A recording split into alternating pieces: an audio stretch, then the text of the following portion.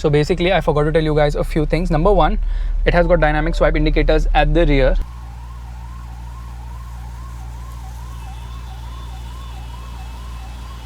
Which obviously means that it's going to swipe from inside to outside. Meanwhile, I forgot to talk about the massage. So here I can decide what kind of massage I want.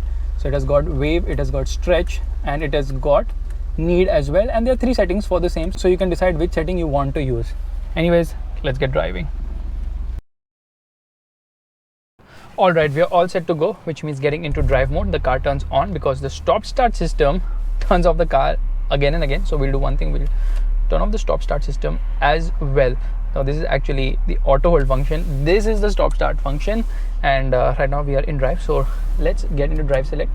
Let's put it into dynamic. Yeah, it is in dynamic. Actually, let's so automatically it gets into sport, the gearbox as well. Traction control off. Okay, it says stabilization sport, restricted stability. If we keep this pressed, what's going to happen? Nothing's going to happen actually. It's either on or off. There's no mid ground like in Mercedes and BMW cars.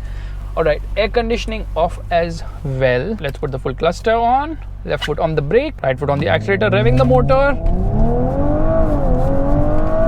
It's a proper javelin throw. That is a level of thrust on offer. In fact, you know, the way the pull is so maddening on this car that you actually feel that you will get dislocated any moment, because it just goes relentlessly. The level of thrust Audi has been able to give from this vehicle is just mind-boggling. It's absolutely mind-boggling, the thrust. Okay, I keep saying thrust, but it's not thrust, it's just a javelin throw. It's like, you know, someone in Audi's picked you up and flinged you right ahead. That is the level of performance. And this comes from a person who's been driving the Mercedes AMG E63S right now, and you know, that just shows or tells you how freaking fast this car is.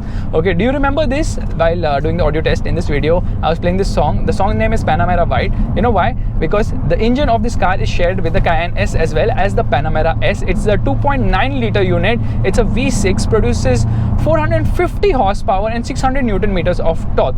450 horsepower is the same as the first generation Audi RS5, rather its predecessor, but that car used a different engine altogether. It was a 4.2 liter V8, but it was naturally aspirated, revved all the way till 8,250 RPM, but was lower on torque output because it was naturally aspirated. It produced a torque output of 430 Newton meters. Meanwhile, this car produces a torque output of 600 Newton meters. 600 Newton meters is nothing short of madness. In fact, 600 Newton meters of torque is so much that it actually comes lower down the rev range at 1900 RPM and peaks all the way to 5000 RPM. That's the reason why the mid-range of this vehicle is absolutely mind-bogglingly phenomenal. Every time you get onto the throttle, the exhaust just goes crazy.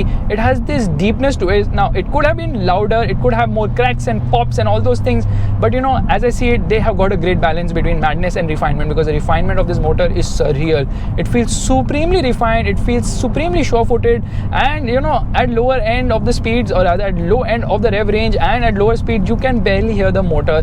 That is the level of refinement from this engine. It takes 3.9 seconds to go from 0 to 100 kilometers per hour. Meanwhile, the top speed is restricted to 250 kilometers per hour, but it can go till 280 kilometers per hour with Audi, some package which you have to pay money for additionally. But I believe Audi will be offering the same in India as standard with the RS5.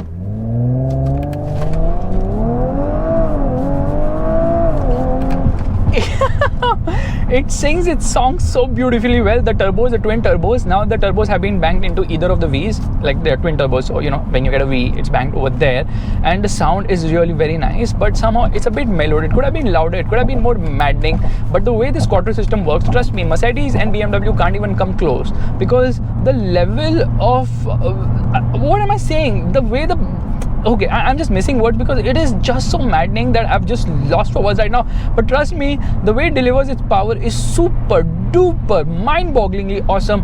It's super duper smooth, it's super duper refined. Wheel spins never happen even with the traction control off, because power is split between 40 and 60 ratio, and whenever you get hard to the throttle, the quattro system manages everything so well that you can never ever make a single mistake, no matter how hard you drive the car, because the quattro system always has your back.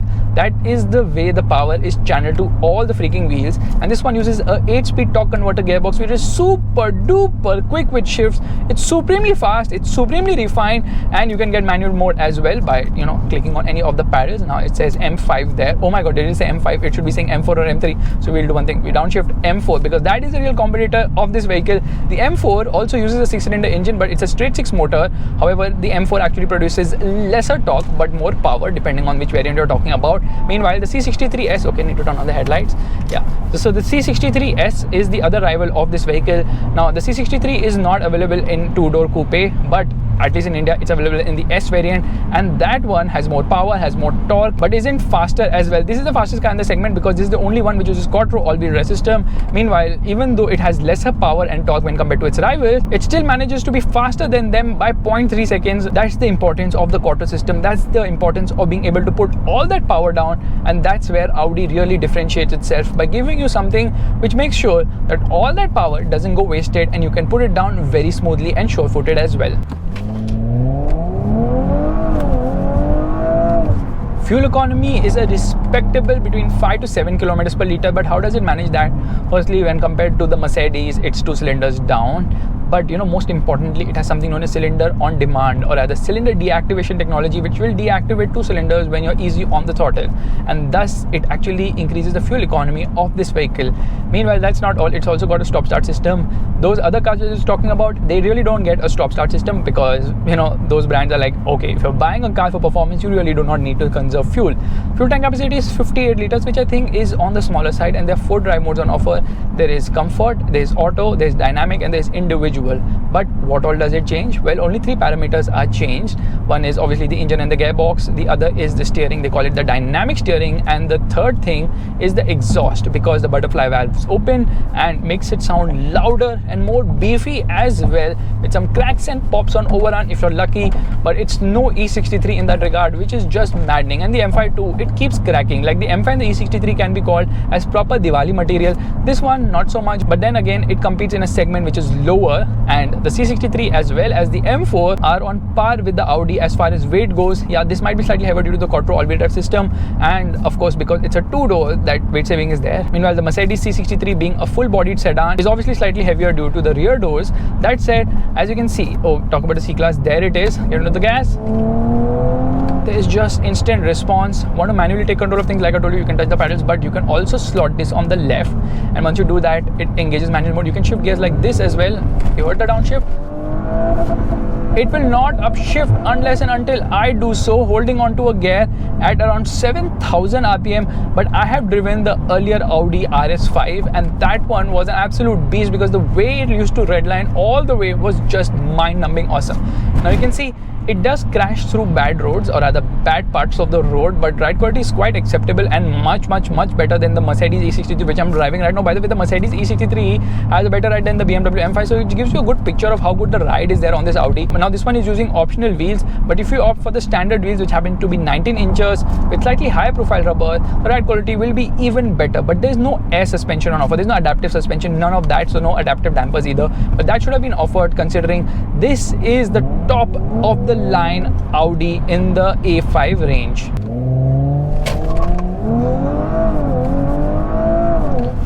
I love the intake sound from this motor. I love the exhaust note, although I believe it could have sounded better as well. Grip levels from the tires is absolutely surreal. It really grips and grips even more. Meanwhile, the handling is also great. In fact, body roll is very well contained. The suspension is obviously on the stiffer side, but still compliant enough. But there's one complaint I have, that is with the steering wheel. Although light at low speeds, it doesn't offer the same feel and feedback as its rivals. Now, I'm not saying that I'm expecting too much, but no Audi really offers a lot of feel from the steering wheel somehow. And if I had offered better steering feel, it would have been the perfect driver's car, but unfortunately it is not. The steering isn't that feelsome, it's not that responsive either, and although it offers decent amount of communication, at the last limit, you feel like, okay, it could have communicated better of what the front wheels are actually doing. And talking about the front wheels, there is a little bit of understeer on the limit. It doesn't have the oversteering characteristics because of the all-wheel drive system, but that said, I would highly rate this car in terms of NVH, in terms of high-speed stability, and also in terms of feeling special. Now, the price of this vehicle is rupees 1.39 crores, which might sound like a lot, but it costs around 20-25 lakhs less than its rivals. The M4 actually costs 1.6 crores on road Mumbai, and the C63 actually costs 1.65 crores on road Mumbai. Agreed, those cars are offering more power, some offering more torque, but this car is equally fast, defying the fact that you really need more power and torque to get going fast, because this engine is just so mind-bogglingly awesome. The tune from the motor, the acceleration, the thrust,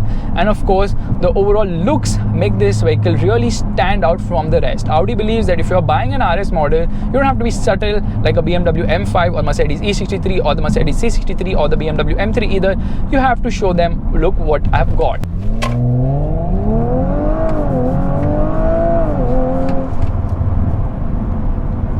I am lost for words by the acceleration of this vehicle. There's something about Audi cars in straight line acceleration. They don't feel hairy at all thanks to the quattro all-wheel drive system. They have absolutely perfected it.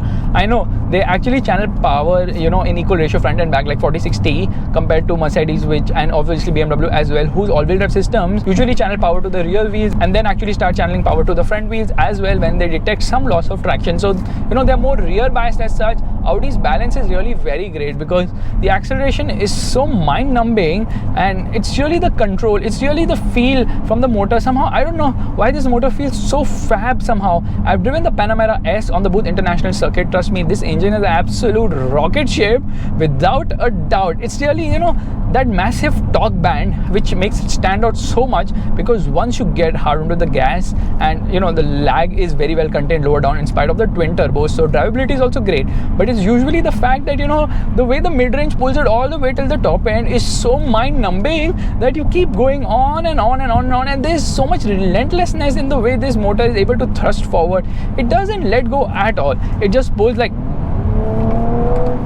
immediate response is like bam smack, here we go. That is the level of performance. It is so freaking rewarding driving this car. The RS5 is a car which can cross across the globe because it has brilliant straight line stability. It's not really a track car as such, as much as it is a GT tourer, because yes, acceleration and highway numbing, or rather road numbing, is the name of the game of this Audi, and that's where it really shines. But Audi's really played a big trick up its sleeve with the Brat Pack. Obviously, the A5, the S5 and the RS5 priced very attractively, I would say, because for this price you can get nothing as mad as this. This is an Audi which is a must buy for any Audi lover.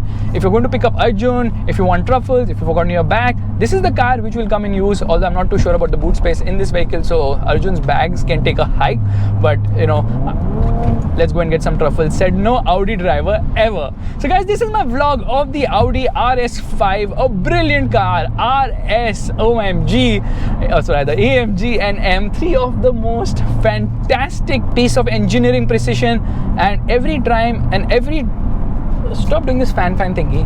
And every time I drive this car, I just have to smile and smile and smile and wonder how Audi is able to get the engine so freaking perfect. In fact, ground clearance is also not an issue in this vehicle. You can't lift the nose, but you really don't need to, because ground clearance is almost perfecto in spite of squatting so low down, in spite of the 30 profile tires on this vehicle, and in spite of acres and acres and acres of power in that 2.9 liter motor. This is a vehicle which absolutely sensational. What a car, what a motor, what an engine, what a powertrain. I can use 50,000 names just to describe that engine, and if anything is the highlight, it is the engine for me, and for most people it is the looks. But in terms of features, like we already discussed all that, but overall if I have to sum it up, I would say the Audi RS5 not only gets a big thumbs up from me, it gets a big Limca, Fanta, Mirinda, Pepsi, Coke, Sprite as well. Did you see this? Okay, now in manual mode, it actually shows you when you're driving green zone and when you're actually getting into yellow and red zones as well. It's supremely awesome. The attention to detail is like, okay, there you see, there it is actually blinking red to tell you that it's time to upshift. And this 1665 kg car does not feel the weight at all. It feels more like a 800 kg car. But you know what, when I drove the Huracan, I could feel the same characteristic of this engine in that car as well. All these Audi or other VW group cars have the same characteristic. Fast having motor, supremely refined lower down, goes ballistic, and has great amount of torque in the mid-range. So that is how I sum up this vehicle. vehicle. If you like this vlog, you know what you have to do. Give it a thumbs up, that's a like button, and also subscribe to the channel. I will see you guys in the next video real soon. Meanwhile, here we go, downshifting. Absolutely mind-numbing. What say?